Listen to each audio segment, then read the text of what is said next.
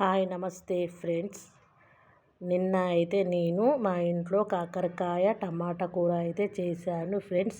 అది ఎలా చేయాలో ఇప్పుడు చూసేద్దాం, వచ్చేసేయండి. నేనైతే 1/2 kg కాకరకాయను అయితే తీసుకున్నాను. కాకరకాయలను అయితే అటు చివర్ల ఇటు చివర అయితే కట్ చేసుకోవాలి. పైన కొంతమంది అయితే ఇదంతా చెక్కు తీసేస్తారు, నేనైతే ఏమీ చెక్కు తీయలేదు. అలా చిన్న చిన్నగా కట్ చేసుకొని పక్కన పెట్టుకోవాలి. తర్వాత దొడ్డు ఉప్పు వేసుకొని అలా మొత్తం అయితే చేదు పోయేంత వరకు అయితే అలా ఉప్పు వేసుకొని అయితే మొత్తము పిసకాలి. చూడండి ఫ్రెండ్స్, కాకరకాయల నుంచి అయితే వాటర్ అయితే వచ్చేసాయి. ఇప్పుడు ఆ కాకరకాయలను అయితే మనము శుభ్రంగా 3 సార్లు అయితే మంచిగా కడుక్కోవాలి. తర్వాత స్టవ్ వెలిగించి ఒక కూర గిన్నె పెట్టుకొని సరిపడా ఆయిల్ పోసుకోవాలి. కాకరకాయ కూరకైతే కొంచెము నూనె ఎక్కువగానే పడుతుంది. నేనైతే కొంచెం ఎక్కువగానే పోసుకున్నాను.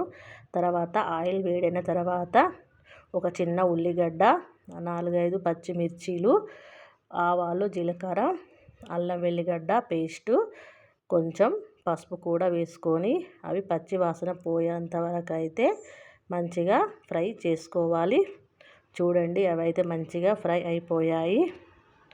ఇప్పుడు మనము శుభ్రంగా కడిగి పెట్టుకున్న కాకరకాయ ముక్కలను అయితే ఇప్పుడు ఆయిల్లో వేసేసుకోవాలి.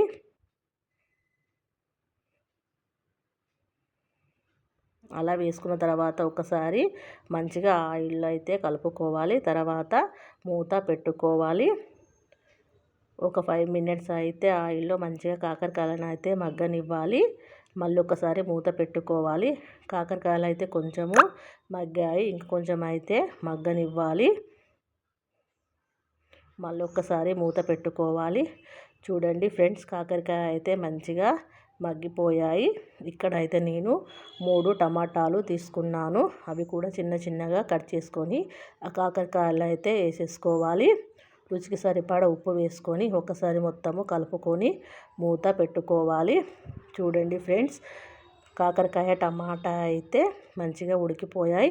ఇప్పుడు రుచికి సరిపడా కారం కూడా వేసుకోవాలి. అలా వేసుకున్న తర్వాత ఒకసారి కలుపుకోవాలి.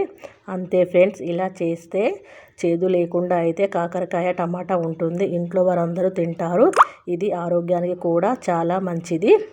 వీడియో కనుక నచ్చినట్లయితే లైక్ చేయండి, షేర్ చేయండి, కామెంట్ చేయండి, సబ్స్క్రైబ్ చేసుకోవడం అస్సలు మర్చిపోకండి. Thank you for watching. Okay friends, ఉంటా. Bye bye. మరొక వీడియోతో మళ్ళీ మీ ముందుకు వస్తాను.